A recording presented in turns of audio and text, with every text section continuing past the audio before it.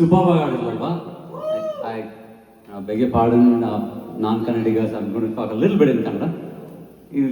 ಇದು ಯಾರು ಬರ್ದಿದ್ದು ಹಾಡು? I'm asking her who wrote this song. Her dad knows obviously. ಇದೊಂದು ಭಾವಗೀತೆ G.S. ಶಿವರುದ್ರಪ್ಪನವ್ರು ಬರ್ದಿದ್ದು. ಇದರಲ್ಲಿ ಒಂದು ಸಾಲು ಬರುತ್ತೆ, ಮನದ ಭಾವ ತಿಳಿಸೋದಕ್ಕೆ ಭಾಷೆ ಹೊರಟು ಯಾನ. Right?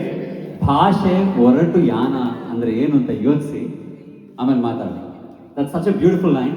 I think you should research on it.